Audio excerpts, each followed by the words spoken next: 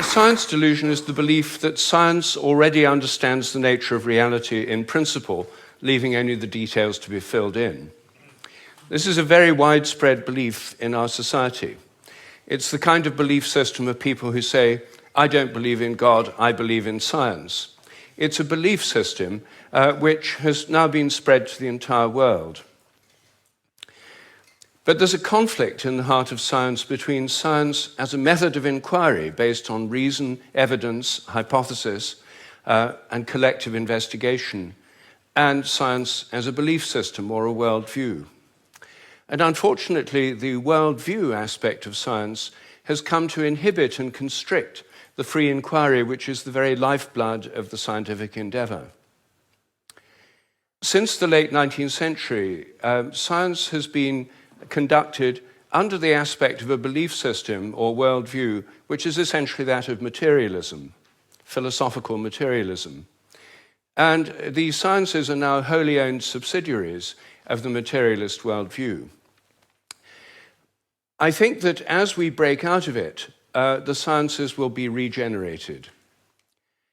What I do in my book, The Science Delusion, which is called Science Set Free in the United States, is take the 10 dogmas or assumptions of science and turn them into questions, seeing how well they stand up if you look at them scientifically.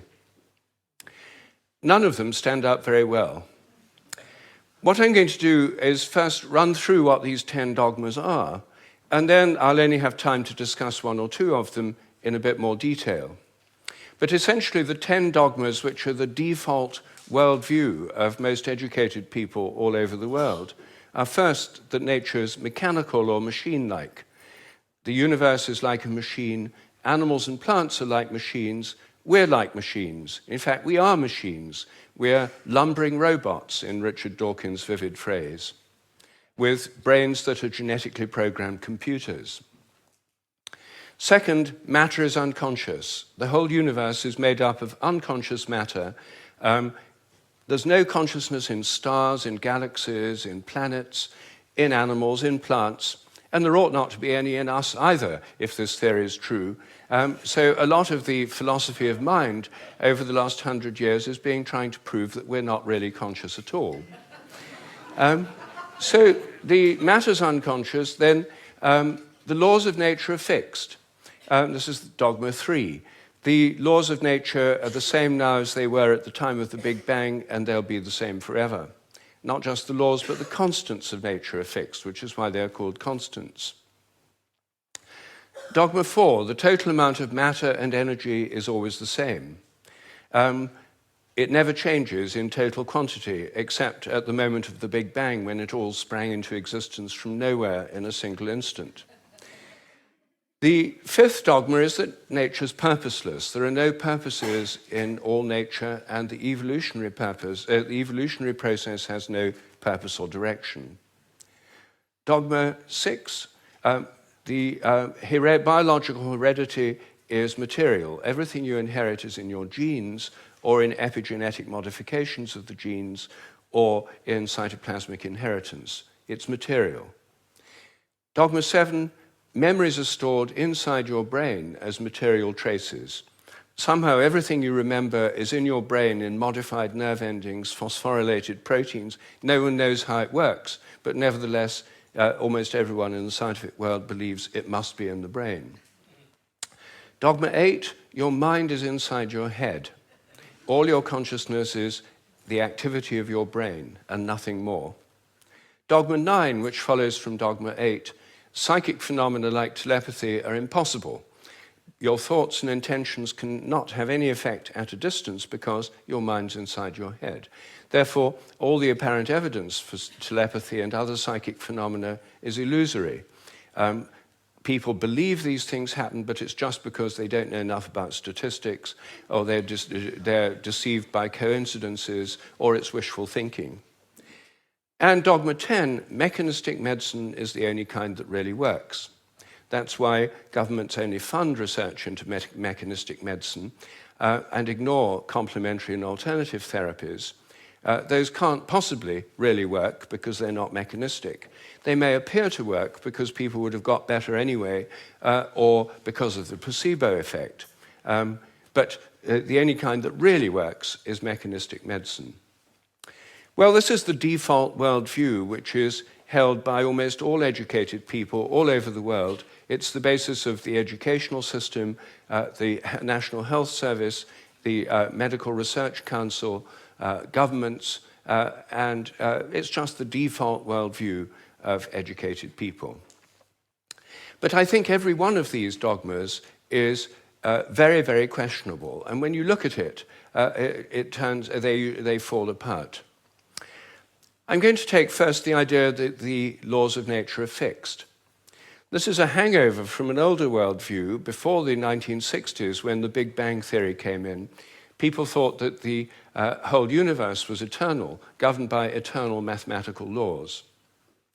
When the Big Bang came in, then that assumption continued, even though the Big Bang revealed a universe that's radically evolutionary, about 14 billion years old, growing and developing and evolving for 14 billion years, growing and cooling, and more structures and patterns appear within it. But the idea is all the laws of nature were completely fixed at the moment of the Big Bang, like a cosmic Napoleonic code. As my friend Terence McKenna used to say, modern science is based on the principle, give us one free miracle and we'll explain the rest. And the one free miracle is the appearance of all the matter and energy in the universe and all the laws that govern it from nothing in a single instant. Well, in an evolutionary universe, why shouldn't the laws themselves evolve? After all, human laws do, and the idea of laws of nature is based on a metaphor with human laws. It's a very anthropocentric metaphor. Only humans have laws. In fact, only civilized societies have laws.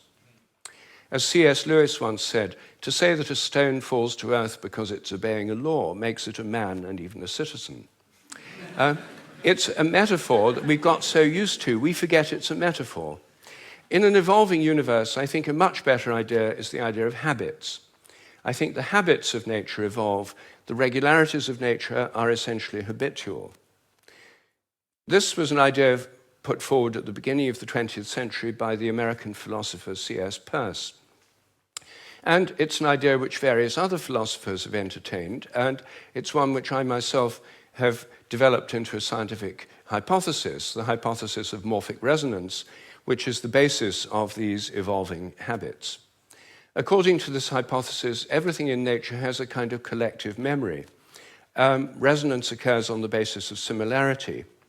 As a young giraffe embryo grows in its mother's womb, it tunes in to the morphic resonance of previous giraffes. It draws on that collective memory. It grows like a giraffe and it behaves like a giraffe because it's drawing on this collective memory.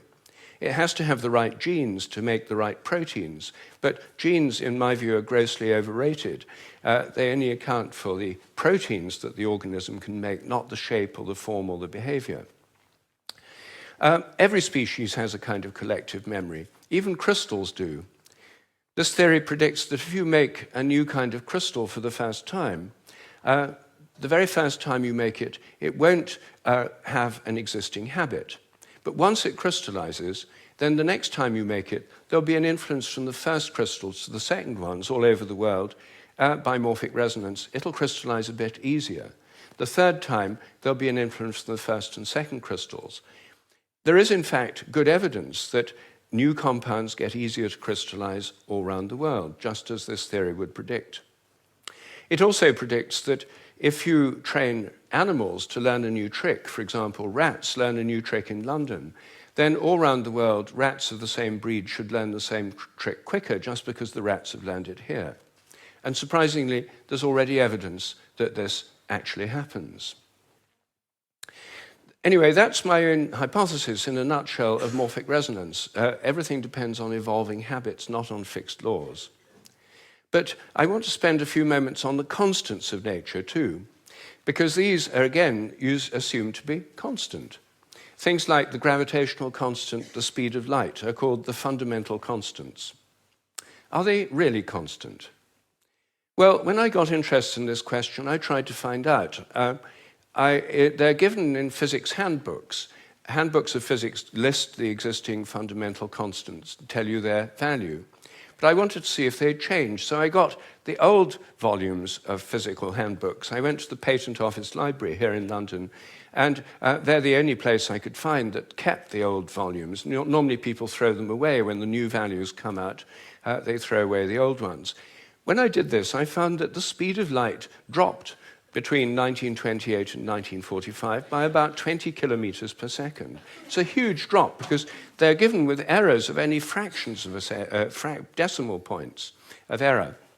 And yet, all over the world, it dropped, and they were all getting values very similar to each other with tiny errors. And then in 1945, it went up, 48, it went up again. And then people started getting very similar values again. I was very intrigued by this, and I couldn't make sense of it. So I went to see the head of metrology at the National Physical Laboratory in Teddington. Metrology is the science in which people measure constants. And I asked him about this. I said, what do you make of this drop in the speed of light between 1928 and 1945? And he said, oh dear, he said, you've uncovered the most embarrassing episode in the history of our science. So I said, well, could the speed of light have actually dropped? And that would have amazing implications if so. He said, no, of course it couldn't have actually dropped. It's a constant. So, well then how do you explain the fact everyone was finding it going much slower during that period?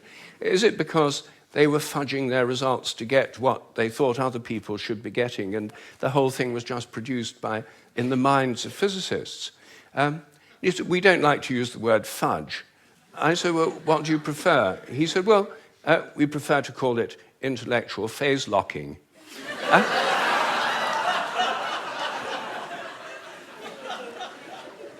So I said, well, if it was going on then, how can we be so sure it's not going on today? And that the present values are produced by intellectual phase locking. And he said, oh, we know that's not the case. I said, how do we know? He said, we've solved the problem. And I said, well, how? He said, well, we fixed the speed of light by definition in 1972. So I said, but it might still change. He said, yes, but we'd never know it because we've defined the meter in terms of the speed of light. So the units had changed with it. So he looked very pleased about that. They'd fixed that problem. But I said, well, then what about big G? The gravitational constant, known in the trade as big G, is written with a capital G, Newton's universal gravitational constant. That's varied by more than 1.3% in recent years. And it seems to vary from place to place and from time to time. And he said, oh, well, those are just errors. And unfortunately, there are quite big errors with big G. So I said, well, what if it's really changing? I mean, perhaps it is really changing. And then I looked at how they do it. What happens is they measure it in different labs. They get different values on different days, and then they average them. And then other labs around the world do the same, and they come out usually with a rather different average. And then the International Committee on Metrology meets every 10 years or so and average the ones from labs around the world to come up with the value of big G. But what if G were actually fluctuating? What if it changed? There's already evidence, actually, that it changes throughout the day and throughout the year. What if the Earth, as it moves through the galactic environment, went through patches of dark matter or other environmental factors that could alter it? Maybe they all change together. What if these errors are going up together and down together? For more than 10 years, I've been trying to persuade metrologists to look at the raw data. In fact, I'm now trying to persuade them to put it online on the internet with the dates and the actual measurements and see if they're correlated, to see if they're all up at one time, all down at another. If so, they might be fluctuating together, and that would tell us something very, very interesting. But no one has done this. They haven't done it because G is a constant. There's no point looking for changes. You see, here's a very simple example of where a dogmatic assumption actually inhibits inquiry. I myself think that the constants may vary quite considerably, within narrow limits, but they may all be varying.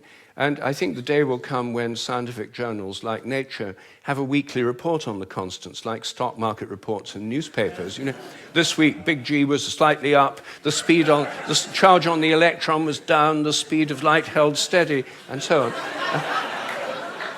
on. That's one area, just one area where I think thinking less dogmatically could open things up. One of the biggest areas is the nature of the mind. This is the most unsolved problem, as Graham just said, that science simply can't deal with the fact we're conscious. And it can't deal with the fact that our thoughts don't seem to be inside our brains. Our experiences don't all seem to be inside our brain. Your image of me now doesn't seem to be inside your brain, yet the official view is there's a little Rupert somewhere inside your head, and everything else in this room is inside your head. Your experience is inside your brain. I'm suggesting actually that vision involves an outward projection of images. What you're seeing is in your mind but not inside your head. Our minds are extended beyond our brains in the simplest act of perception.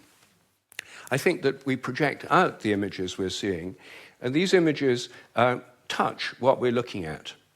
If I look at you from behind, you don't know I'm there. Could I affect you?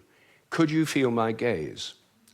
There's a great deal of evidence that people can. The sense of being stared at is an extremely common experience, and recent experimental research suggests it's real.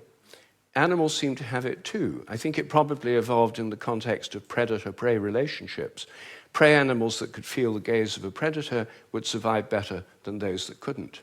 This would lead to a whole new way of thinking about ecological relationships between predators and prey, also about the extent of our minds. If we look at distant stars, I think our minds reach out in a sense to touch those stars and literally extend out over astronomical distances. They're not just inside our heads. Now, it may seem astonishing that this is a topic of debate in the 21st century. We know so little about our own minds that where our images are is a hot topic of debate within consciousness studies right now. I don't have time to deal with any more of these dogmas, but every single one of them is questionable. If one questions it, new forms of research, new possibilities open up. And I think as we question these dogmas that have held back science so long, science will undergo a reflowering, a renaissance. I'm a total believer in the importance of science. I've spent my whole life as a research scientist, my whole career. But I think by moving beyond these dogmas, it can be regenerated. Once again, it can become interesting and, I hope, life-affirming.